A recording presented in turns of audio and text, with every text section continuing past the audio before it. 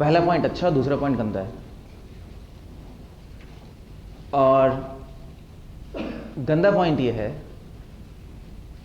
कि आप लोगों को विश्वास नहीं है जो आप कर रहे हो, ये मुझे पता है।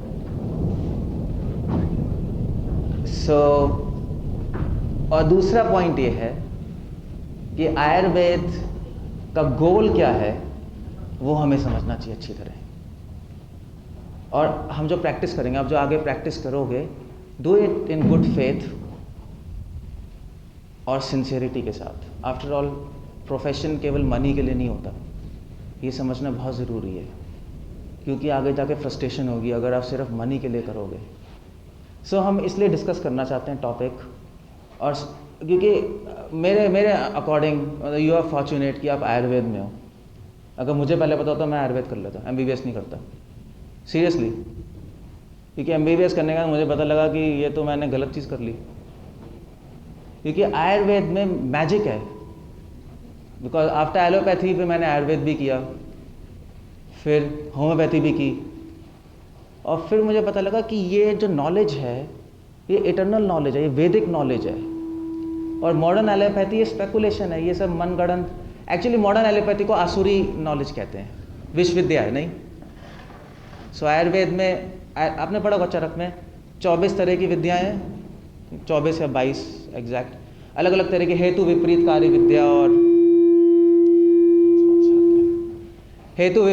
विद्या और like this all this. Allopathy is a branch of Ayurveda, मगर वो विश्वविद्या है, क्योंकि सारी जो ड्रग्स है हमारी वो आफ्टर ऑल बैक्टीरिया के टॉक्सिन्स हैं, ऐसे ही बनाते हैं ना एक्सट्रैक्ट करके, उसको विश्वविद्या कहते हैं। डेमोनियक नॉलेज है और उसके साइड इफ़ेक्ट्स भी हैं।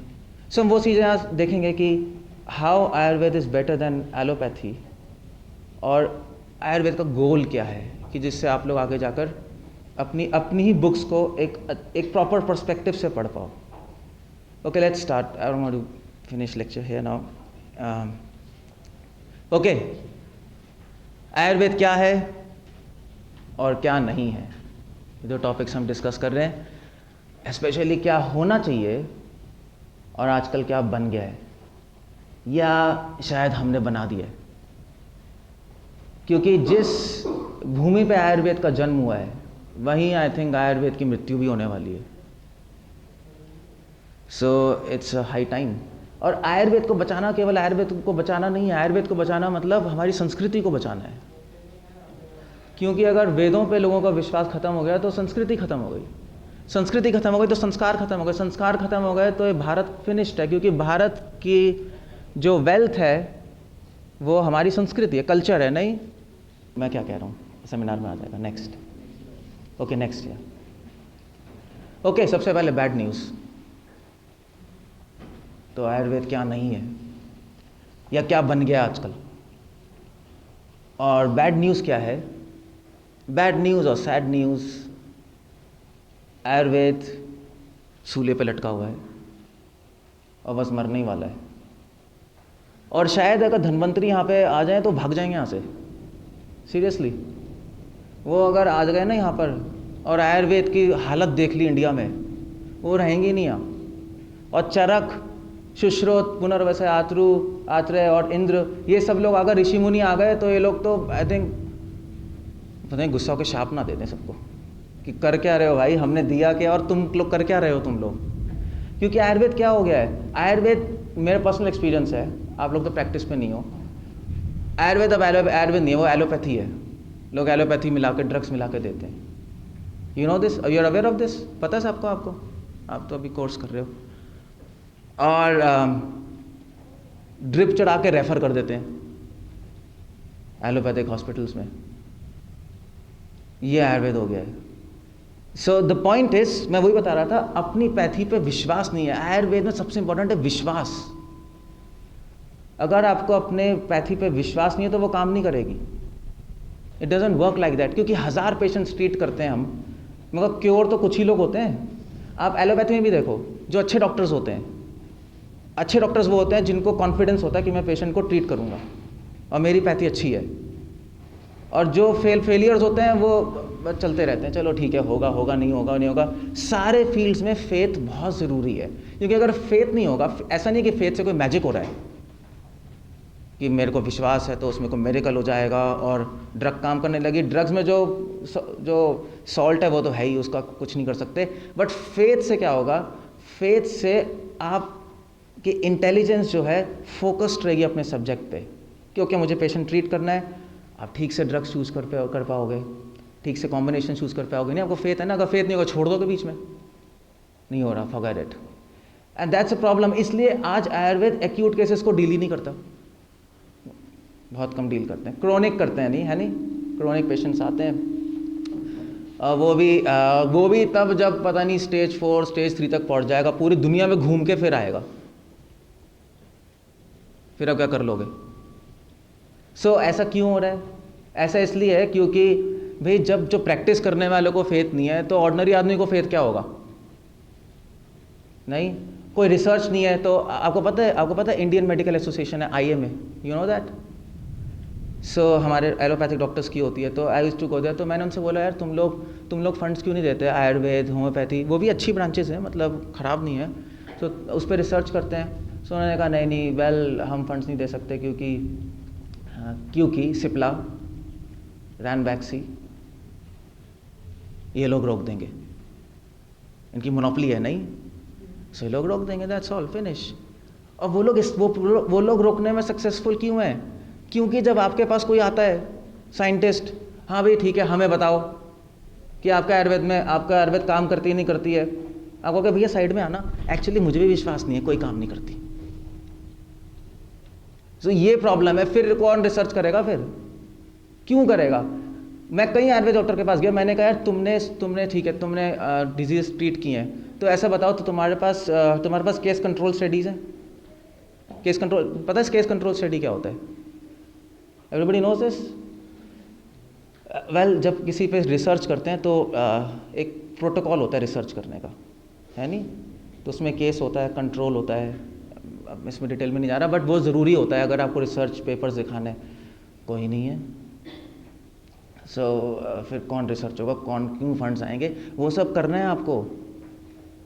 अगर आप आयुर्वेदिक डॉक्टर बन रहे हो, अगर आपको रियली में इस फील्ड को जस्टिस करनी है, तो पैसे कमाने हैं, दैट्स योर विश।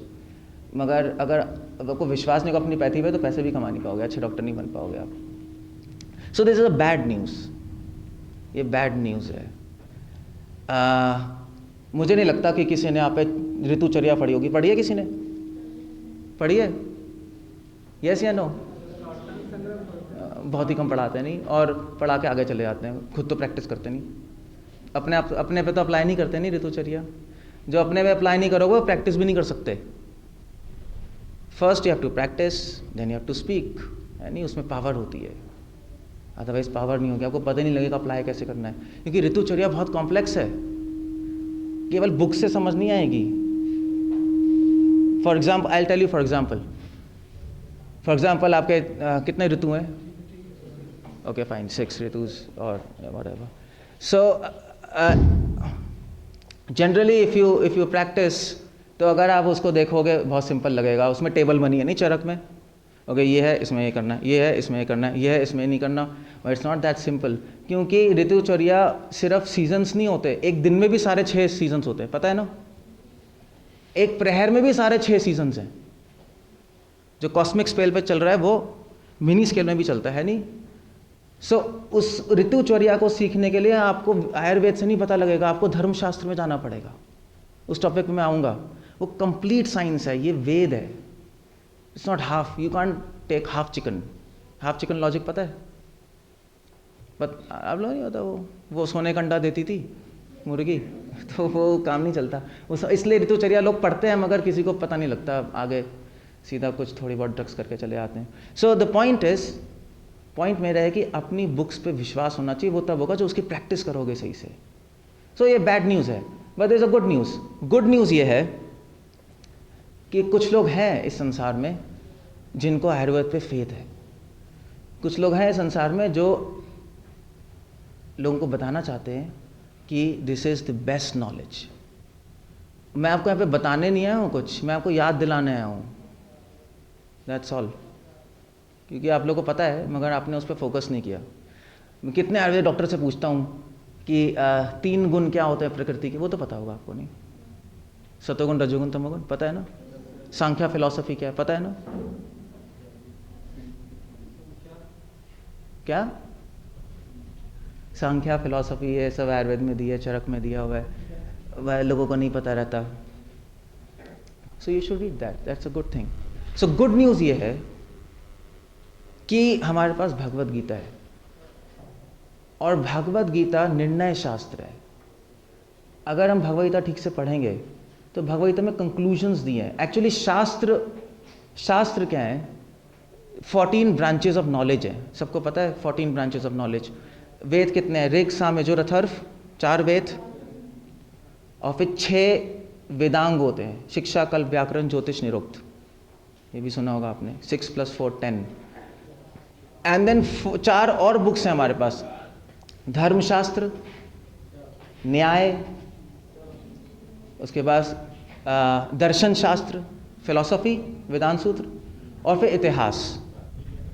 सिर्फ 14 ब्रांचेस ऑफ नॉलेज हैं, 4 वेद, 6 वेदांग, धर्म, न्याय, इतिहास और दर्शन शास्त्र। सो इन सबको मिला के 14 ब्रांचेस ऑफ नॉलेज बनती है। और फिर उसके बाद उपवेद हैं, ये वेद हैं, इनको वेद कहते हैं। उसके बाद उपवेद होते हैं, उपवेद 4 हैं। सेकेंडरी वेदास, उसमें गंधर्व वेद आता है। गंधर्व वेद मतलब म्यूजिक, डांस, नाट्य, काव्य, गंधर्व वेद। धनुर्वेद, आर्ट ऑफ मिलिट्री साइंस, लड़ना सिखाते हैं, जो अर्जुन, द्रोणाचार्य, इन लोगों ने लर्न किया था। एंड देन उसके बाद है शिल्पी शास्त्र, नहीं, buildings banana, statues banana, that's a good thing. और चौथा है आयुर्वेद, वो उपवेद है। मगर अगर आप ये सब पढ़ोगे, ये सब आप पढ़ लोगे ना, ये सारी चीज़ें, तब भी कन्फ्यूजन रहेगी, क्योंकि कहीं कुछ लिखा है, कहीं कुछ लिखा है। फॉर एग्जाम्पल अगर आप आयुर्वेद पढ़ोगे तो उसमें लिखा है कि ब्रह्म मुहूर्त में उठना चाहिए, लिखा है नहीं लिखा है, लिखा है। अब क्वेश्चन है कि ब्रह्म मुहूर्त होता क्या है। सो क्या है,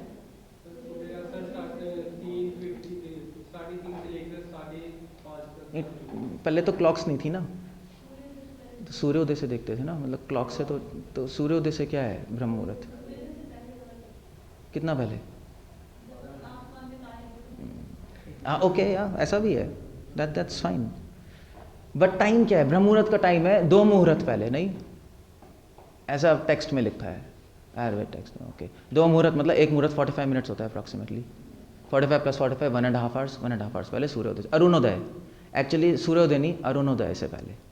सूर्योदय तो पूरा सन आ जाता है ना, अरुणोदय जब ऑरेंज होता है ना, तो उसको अरुणोदय। अरुणोदय से पहले 2 मुहूर्त, सूर्योदय से करोगे तो फिर तो गड़बड़ जाएगी कैलकुलेशन में। So now the point is, text में लिखा है सूर्योदय से पहले, but then you have to be careful. धर्मशास्त्रों में लिखा है ब्रह्म मुहूर्त मीन्स ब्रह्म मुहूर्त मीन्स, अब आयुर्वेद में लिखा है ब्रह्म मुहूर्त पे उठना चाहिए। नाउ अब 2 मुहूर्त पहले उठोगे, सूर्योदय सपोज 6 o'clock होता है, then you have to get up at 4:30।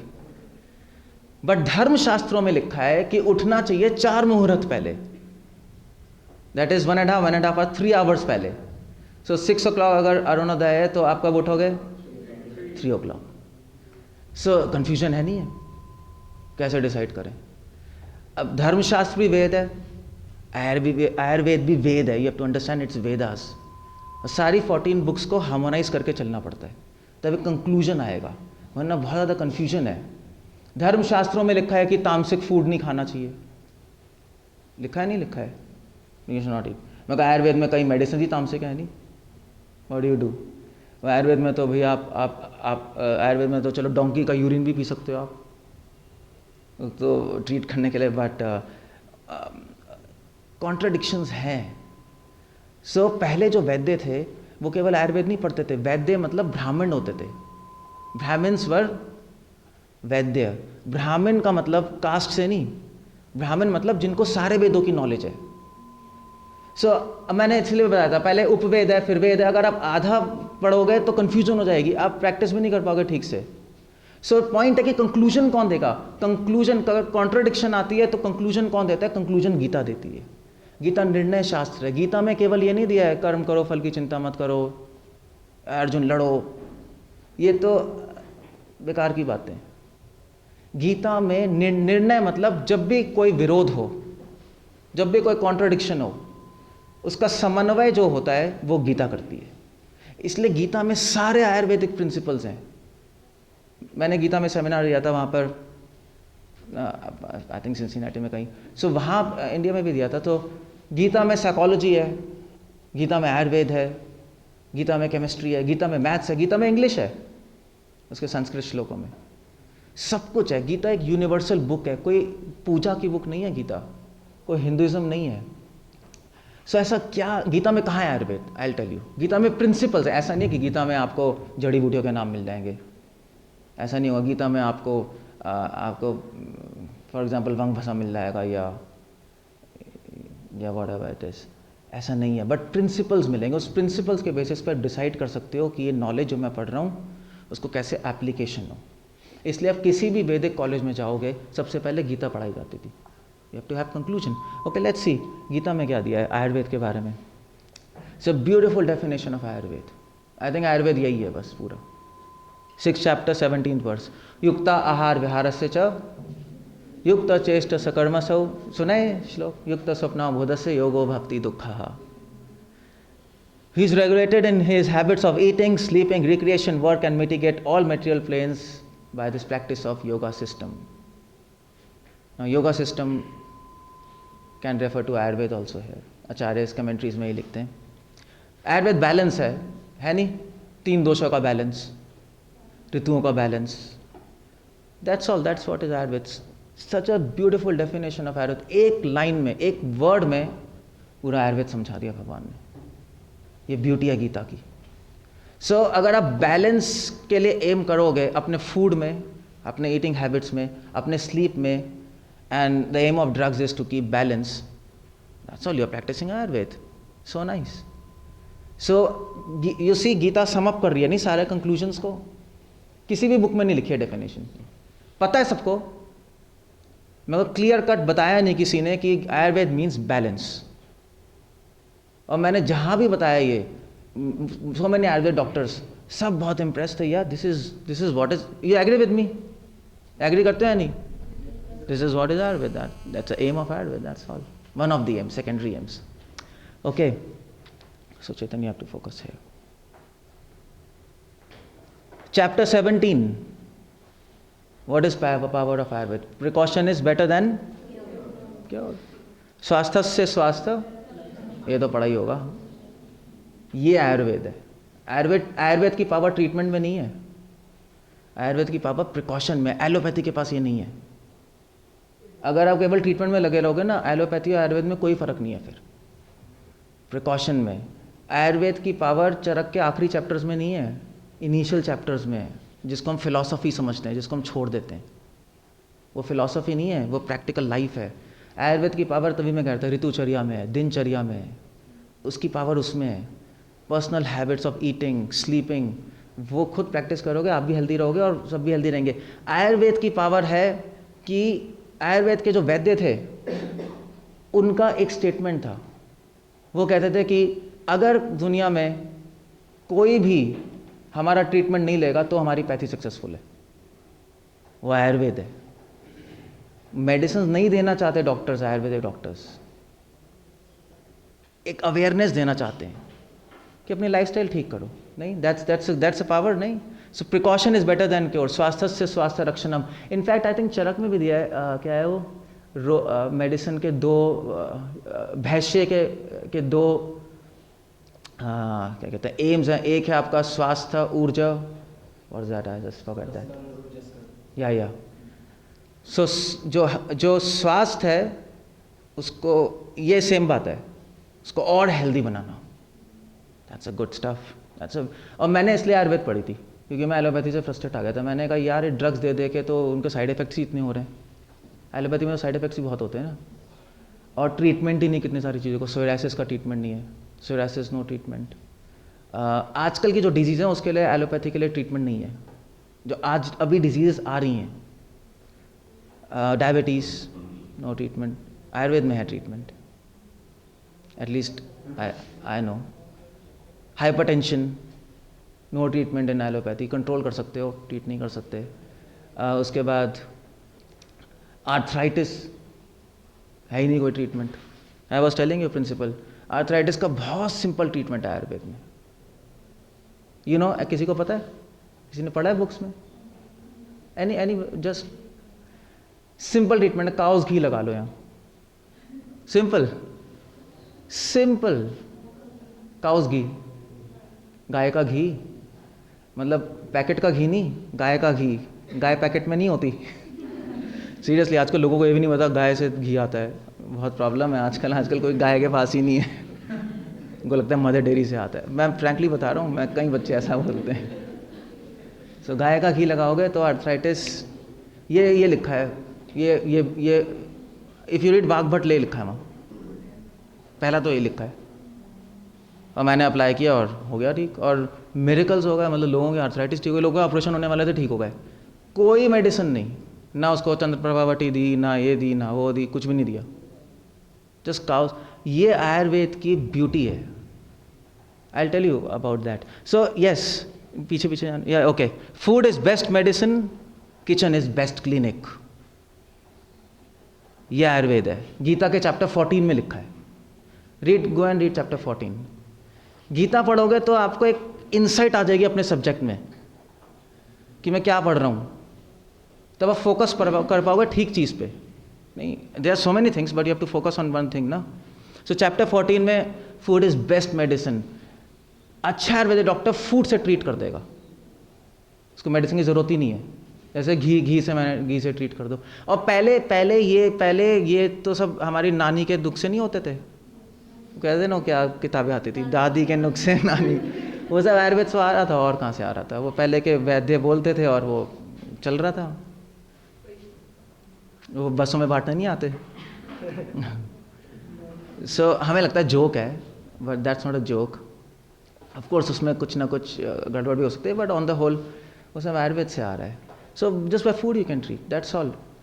बल्कि फूड भी नहीं, आयुर्वेद की ब्यूटी ये है कि आप बिना फूड के भी ट्रीट कर सकते हो. डायरेक्शन से ट्रीट कर सकते हो आप. जैसे फॉर एग्जांपल आयुर्वेद में लिखा है कि नॉर्थ डायरेक्शन में सर रख के नहीं सोना चाहिए. पढ़ा है आप लोगों ने डायरेक्शंस? और ट्रीट नहीं, north that I am sure, क्योंकि मैं तो प्रैक्टिस ही कर रहा हूँ.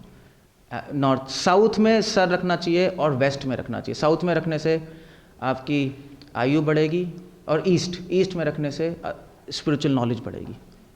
वेस्ट में तो रख सकते हो प्लस माइनस, पर नॉर्थ में कभी नहीं रखना चाहिए. और ये तो पता ही है सबको, क्योंकि गणेश जी की स्टोरी है. सुना है नहीं सुना है? You don't know that? वो गणेश जी वहाँ पे वो उनको शिव जी ने मार दिया था, तो गला अलग हो गया. फिर उनको गला जोड़ना था, तो उन्होंने कहा भी किसी का सर लाओ जो नॉर्थ डायरेक्शन में सर रख के सोया है. तब वो हाथी का सर काट के लाए थे. सो वो स्टोरी फॉर्म है, बट आयुर्वेद में लिखा है आप simply by keeping your face in south direction, क्योंकि साउथ हेल्थ के लिए है ना, आप ट्रीट कर सकते हो अपने आप को. और मैं यहाँ पे बुकिश नॉलेज नहीं बोल रहा, मैं जो प्रैक्टिस कर रहा हूँ मैं बता रहा हूँ. तो मुझे तो जब भी बुखार होता है मैं साउथ में सर रख के सो जाता हूँ, अगले दिन ठीक हो जाता हूँ. Seriously, I am not joking. मैं तो कहीं डिवोटिस को भी बोलता हूँ, ठीक हो जाते हैं. फॉर एग्जाम्पल अगर आपको कोल्ड है, कोल्ड के लिए आप क्या मेडिसिन दोगे आयुर्वेद में? एलोपैथी में कोई मेडिसिन ही नहीं है कोल्ड के लिए.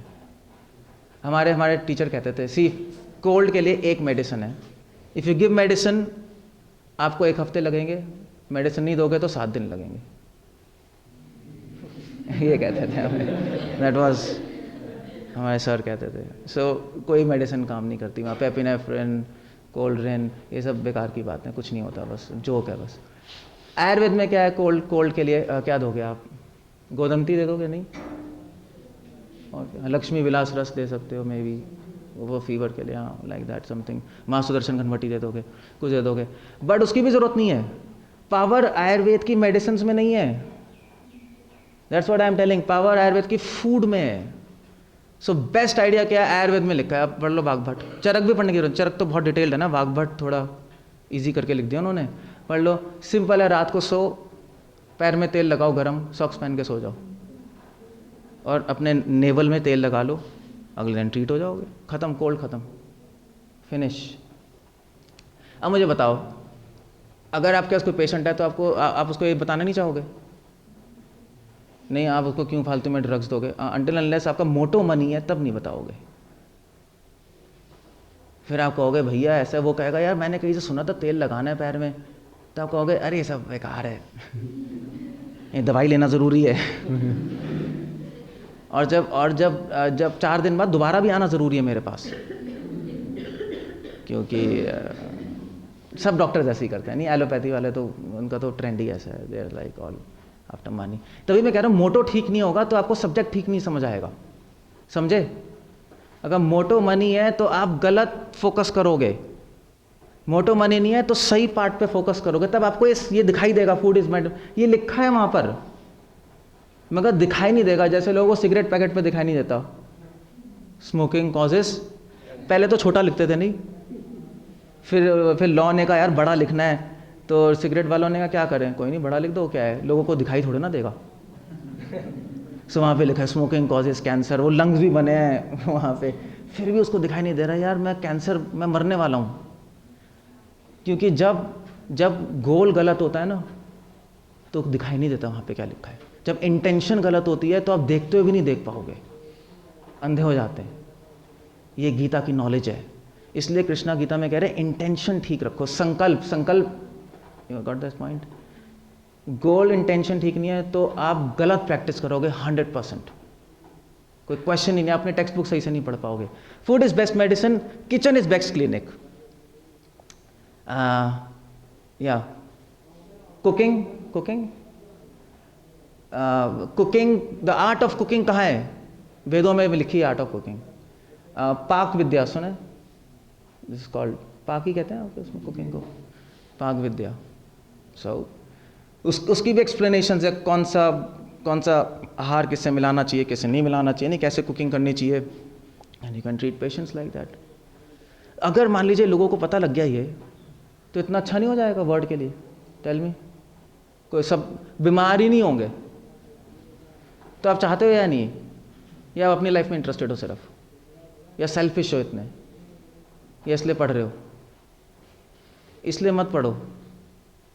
अगर अपने लिए सिर्फ पढ़ते रहोगे तो वो विद्या नहीं है, वो अविद्या है, वो ठीक नहीं। मैं तो सारे कॉलेज में जाके बोलता हूँ, we should not lead life for our self. ये गीता का पहला चैप्टर है, इसलिए गीता पढ़े बिना आपको लाइफ का एम ही नहीं पता लगेगा। लाइफ का एम नहीं पता लगेगा तो अपना सब्जेक्ट नहीं समझ आएगा, क्योंकि ये वेद है। वेदों को अप्रोच करने का एंगल ही बिल्कुल कुछ और होता है। Got my point? Okay, this is a good news. Gita chapter 4, तो read Gita chapter 14 and then read chapter 16, beautiful chapter, disease starts in mind। ये तो प्रिंसिपल है आयुर्वेद का। वाग्भट का पहला सूत्र ही है, पहला है दूसरा है, आई जस्ट फॉरगॉट। वाग्भट क्या लिख रहे हैं कि काम, क्रोध और आदि अन्य डिजीज को, यू रिमेंबर कोई सूत्र किसी को पता है? या व्हाट्स दैट, या what's that, speak tell me. No, I really forgot it, बता दो, 1 मिनट हेल्प हो जाएगी। या आई नो।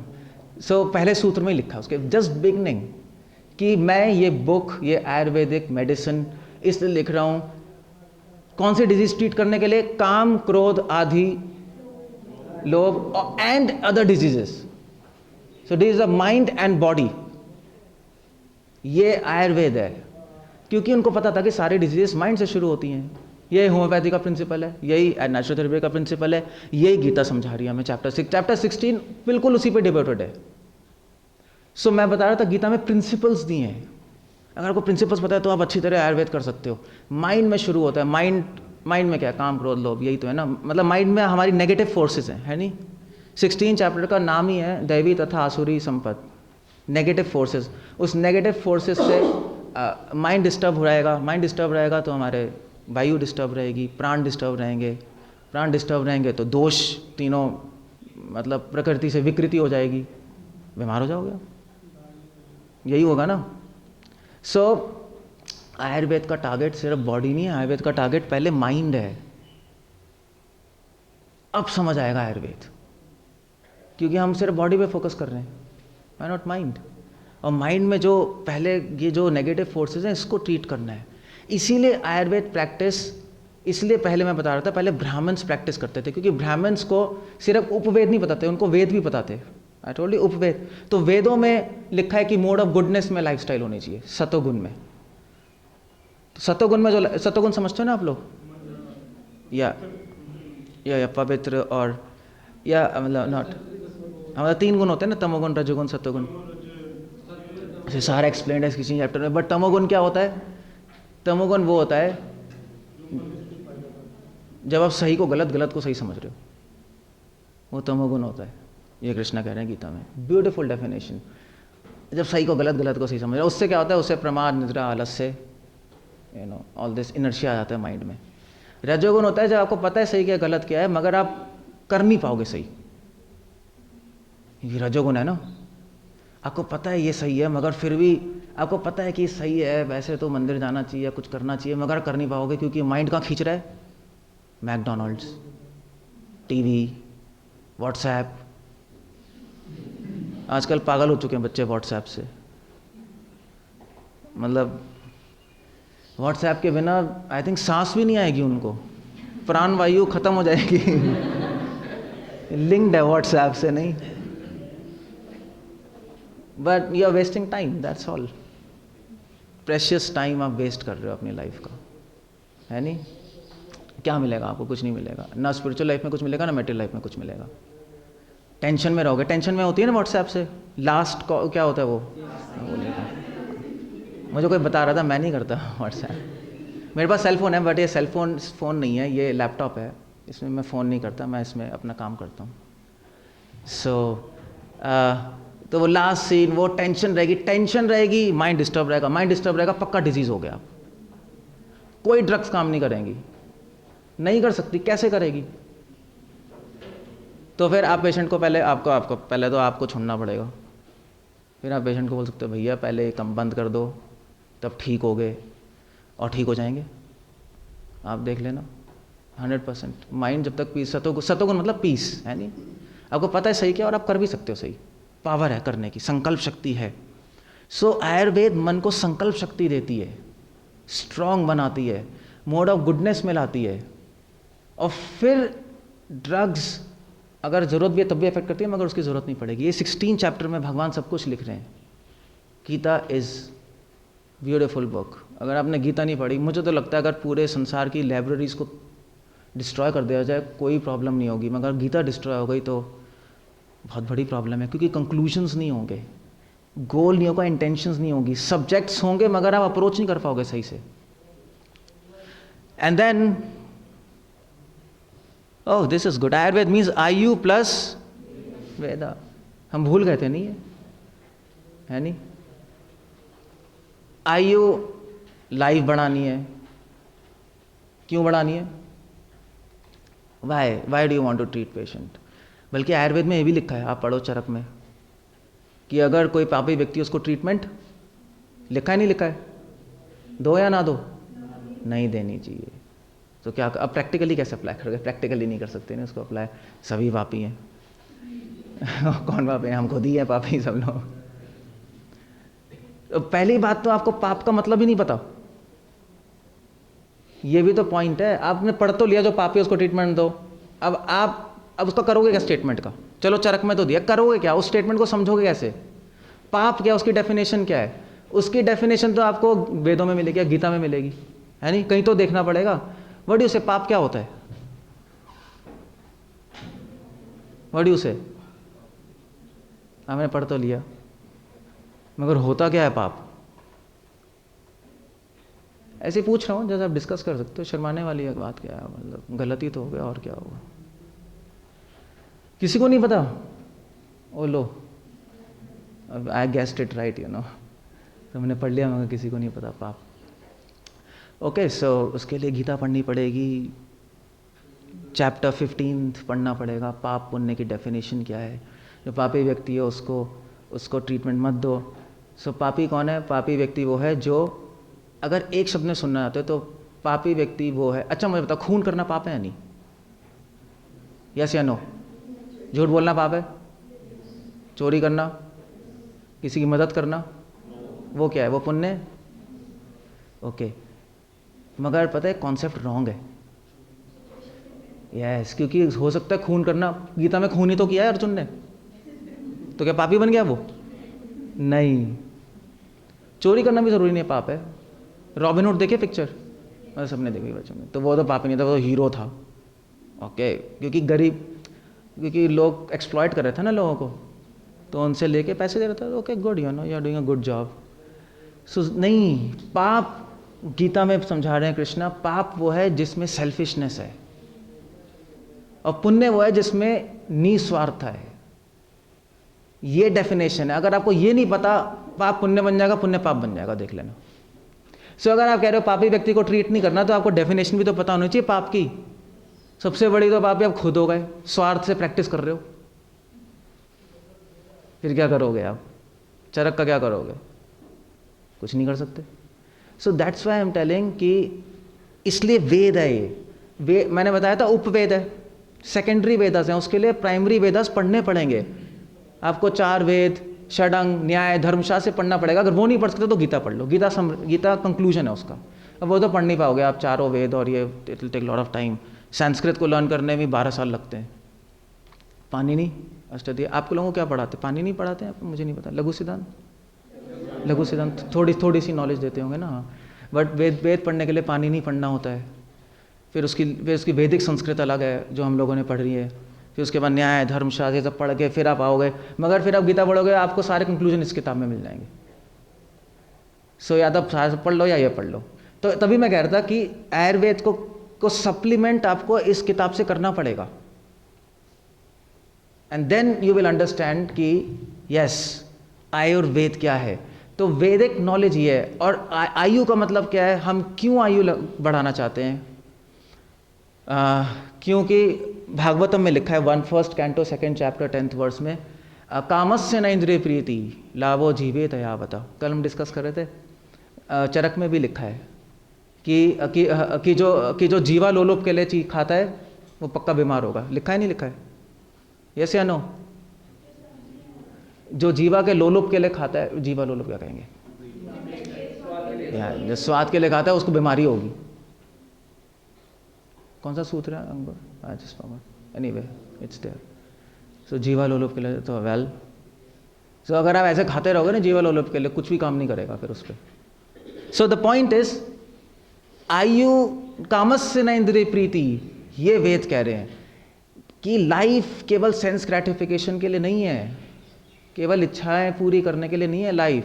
जीवस्य तत्व जिज्ञासा, हायर ट्रुथ को समझने के लिए, वाइज बनने के लिए, विजडम लाने के लिए, high simple living, high thinking, एक प्रॉपर सब्जेक्ट मैटर सोचने के लिए कि लाइफ का एम क्या है, कौन, हु इज देयर, मैं क्यों आया हूं यहाँ पर, ये मैं हु एम आई, ये सारे सब्जेक्ट सोचने के लिए हम लाइफ बढ़ा रहे हैं। अदरवाइज गीता कह रही है, अदरवाइज पेड़ भी तो लंबी आयु जी रहे हैं।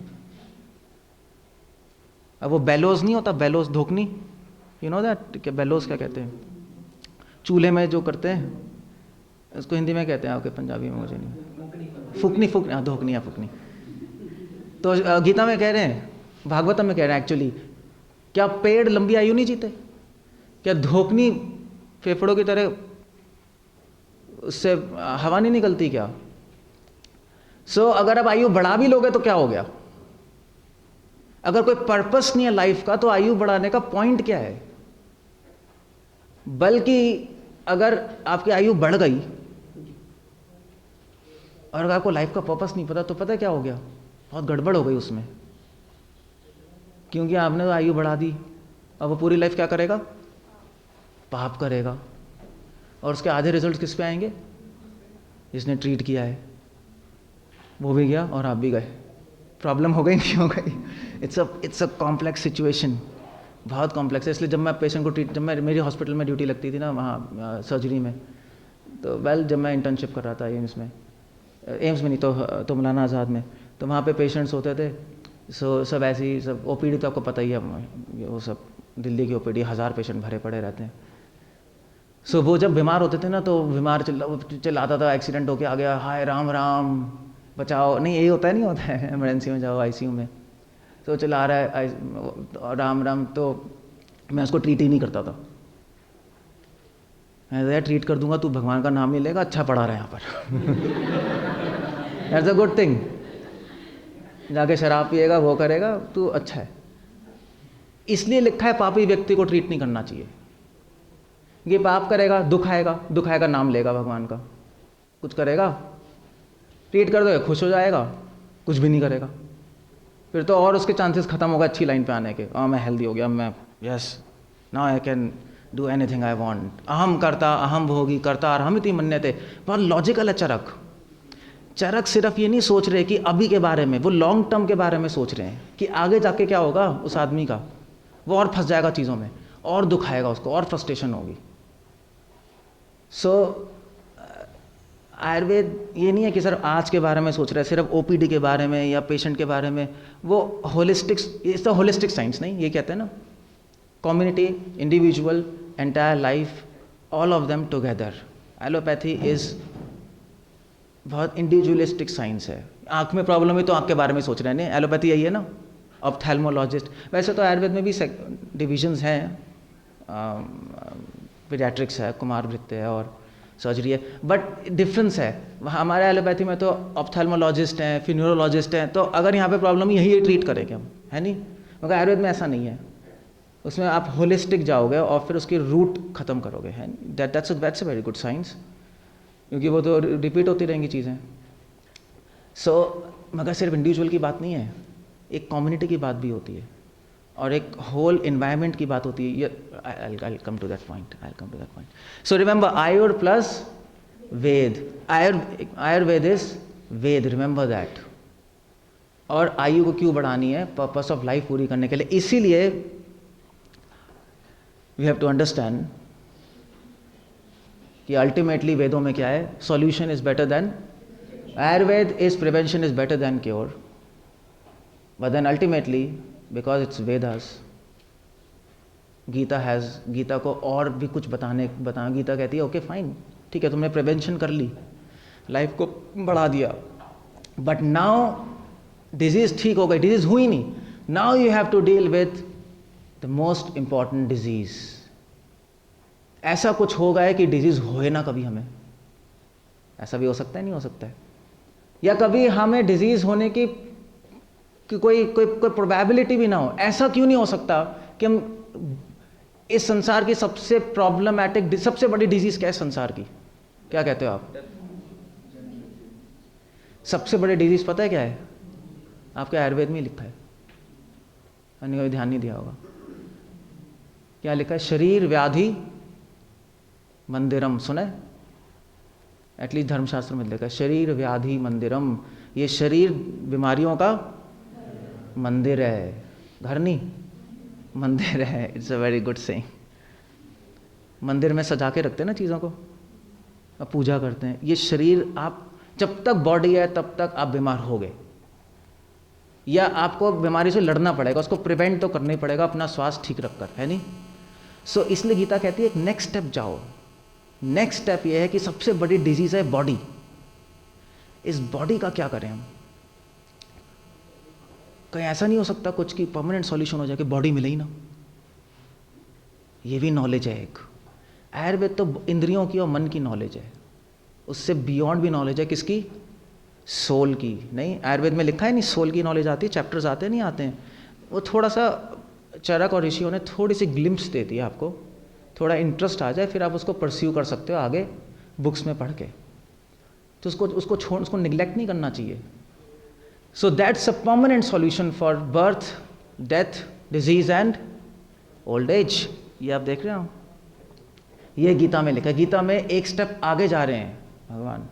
वो कह रहे हैं फाइन, तुमने आयुर्वेद से ठीक कर दिया, लाइफ बड़ी कर दी, मगर लाइफ का एम क्या? लाइफ का एम है कि हम इस cycle of birth, death, disease, old age से बाहर निकल जाए। ये साइकिल है ना, जन्म मृत्यु जरा व्याधि, जन्म मृत्यु जरा व्याधि दुख दोषानुदर्शनम। दैट वाज, ये गीता कह रही है। ये समझने की कोशिश करो, सबसे बड़ी डिजीज ये है कि ये बॉडी में है हम। सो बॉडी नहीं, अगर इससे बाहर हो गया, खत्म हो गया, सॉल्यूशन हो गया, finish. Why we have to take birth, why we have to die, that is good. मगर उससे पहले हमें समझना पड़ेगा कि हम हैं ही कौन। क्योंकि आप कहोगे बॉडी सबसे बड़ी डिजीज़ है, तो वेल आफ्टर ऑल हम बॉडी तो है नहीं, तो फिर हम शरीर ही तो हैं, तो फिर आप ये क्या क्या कह रहे हो। तो इसलिए जस्ट मिनट, एक मिनट पीछे में जाओ। इसीलिए एक्चुअली गीता शुरू हो रही है, गीता में आयुर्वेद भी है, सब कुछ है, मगर गीता शुरू हो रही है नॉलेज ऑफ सोल से, कि पहले समझो कि तुम सोल हो, बॉडी नहीं हो। ये मोस्ट इंपॉर्टेंट चीज़ है। बट द पॉइंट यहाँ पर यह है कि अर्जुन ने क्वेश्चन पूछा भगवान से। आपने सबने पढ़ा होगा नहीं, आत्मा शरीर तो पढ़ा ही होगा, संख्या यही है, आत्मा शरीर इंद्रिय, 10 इंद्रिय, तन मात्रा, ये सारी चीज़ें। बट क्वेश्चन ये है क्या हम प्रूव कर सकते हैं सोल है या नहीं। तभी मैं कहता कि हमें अपने पैथी पे विश्वास नहीं, अपनी बुक्स पे विश्वास नहीं है। हम पढ़ते तो हैं सोल, मगर कितने लोगों को विश्वास है कि सोल है। जिसको देखा नहीं हमें क्यों विश्वास होगा। सो उसका लॉजिक इस किताब में दिया है कि सोल है, और बहुत सिंपल लॉजिक है कि सोल है, बहुत सिंपल। उसके लिए आपको कोई वंग भस्म नहीं चाहिए, कोई चंद्रप्रभा भट्टी नहीं चाहिए, कुछ नहीं चाहिए, ना कोई इंस्ट्रूमेंट चाहिए। आपको क्या चाहिए? एक चीज़ चाहिए। क्या चीज़ चाहिए? क्या? कंसंट्रेशन भी नहीं, कंसंट्रेशन से समझ नहीं आएगा। One thing you need, common sense, simple. And I can prove you कि आप शरीर नहीं हो, सोल हो। बहुत सिंपल है। प्रूफ करूं मैं या नहीं? अभी 1 सेकंड में। अब आपको आप मान लोगे अरे मैंने तो कभी सोचा ही नहीं था। सो सिंपल है। आपने वो पढ़ा है आयुर्वेद में? चलो मैं पहले एग्जांपल देता हूँ। ओके, आप क्या करना, आज घर जाकर अपना कमरा बंद करना और उसमें आंख बंद करके बैठ जाना सब लोग। ये तो कर सकते हो सिंपल। और ध्यान लगाना। ध्यान मतलब क्या? बस आंख बंद करके बैठ जाना। फिर क्या होगा? थोड़ी देर में सब सो जाएंगे, है नहीं? नींद आ जाएगी। ऑफ कोर्स आ जाएगी। ध्यान व्यान किसका लगता है। सो आप सेल फोन बंद कर देना, टीवी सब बंद करके बैठ जाना आंख बंद करके, और फिर थोड़ी देर में आप सब सो जाओगे। और फिर जब आप उठोगे ना तो सामने 2 क्वेश्चन लिखे होंगे। और वो क्या लिखे होंगे कि आपको उठाया किसने, और जब सपने आए आपको तो कौन देख रहा है। इसका क्या आंसर है? जब सपने आते हैं तो कौन देखता है, कौन देख रहा है? हमारा शरीर तो सो ही रहा है ना, हम तो सो रहे हैं, तो कौन देख रहा है? इसका मतलब कोई और है जो देख रहा है नहीं? सिंपल है नहीं है? वो कौन है? वो कौन है? वो सोल है। सिंपल। आप सबकॉन्शियस माइंड कह सकते हो, सिगमंड फ्रॉयड और ये सब, बट उसमें एक प्रॉब्लम है। अगर आप सबकॉन्शियस माइंड कहोगे,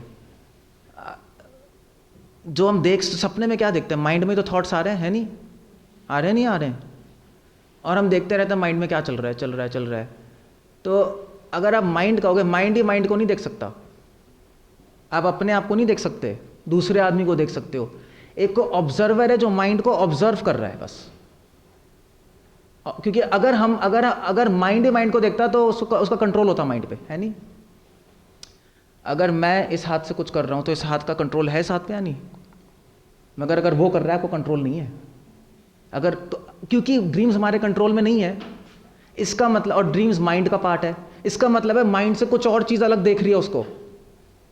गॉट माय पॉइंट? तो वो अलग चीज बॉडी तो हो नहीं सकती, क्योंकि बॉडी तो इंद्रिय तो सुप्त है। इसका मतलब वो सोल है, माइंड से भी अलग है। Simple logic. समझ गए नहीं समझ गए? So simple. ये गीता में दिया है। अब फेथ आ सकता है, इसका कोई काउंटर आर्ग्यूमेंट है ही नहीं। और आपने पढ़ा भी है चरक में, आपने पढ़ा है कितनी सुषुप्त अवस्था होती है?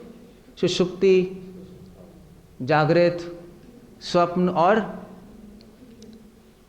तुरिया, या उसको 4th स्टेज कह लो। पढ़ा नहीं पढ़ा सबने? तो ये सारे इसलिए दिए प्रूफ करने के लिए कि सोल है। ये एविडेंस है कि एविडेंस है सोल का। तो जन्म मृत्यु जरा व्याधि, दैट्स वन साइकिल। आपने एक प्रिंसिपल भी पढ़ा होगा आयुर्वेद में, यथा ब्रह्मांडम तथा पिंडम। पढ़ा है नहीं पढ़ा है?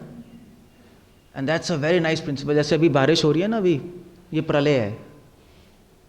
सीरियसली, ये प्रलय का एक छोटा फॉर्म है।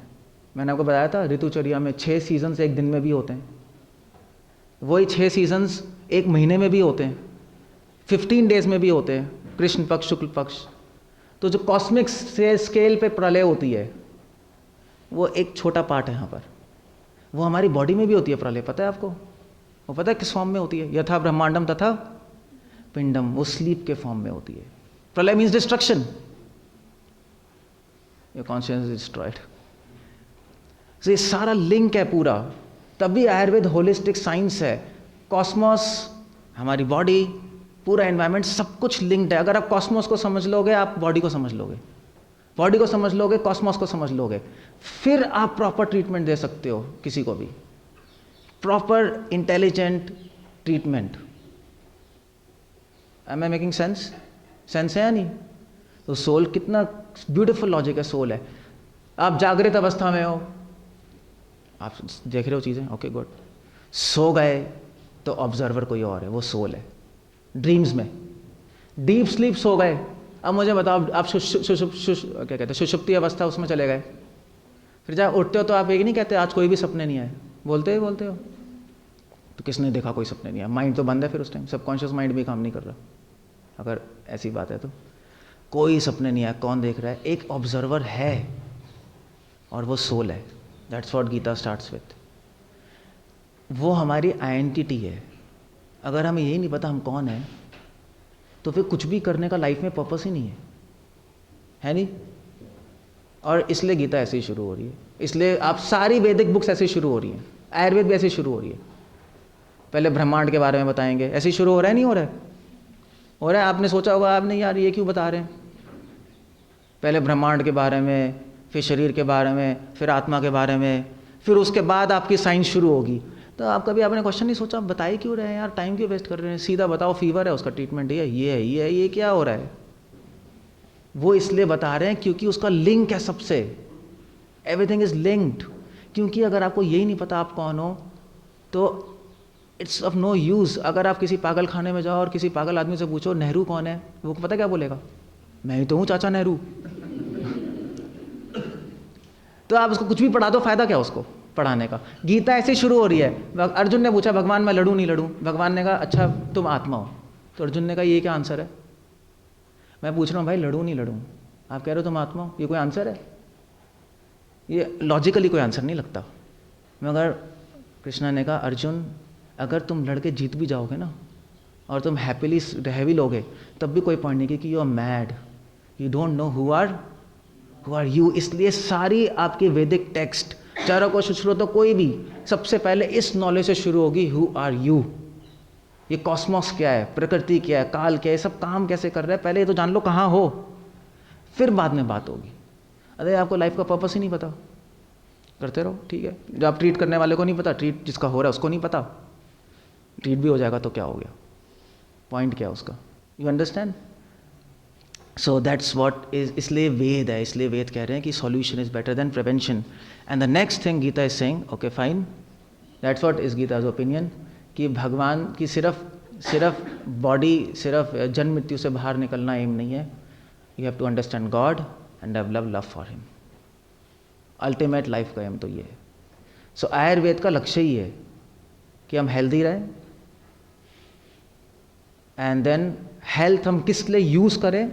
स्क्रिप्चर समझने के लिए, क्योंकि उपवेद हैं, उपवेद को यूज़ करें वेदों को समझने के लिए। उप मीन्स असिस्टिंग, उनको वेदों को, और वेदों को समझें हम भगवान को समझने के लिए।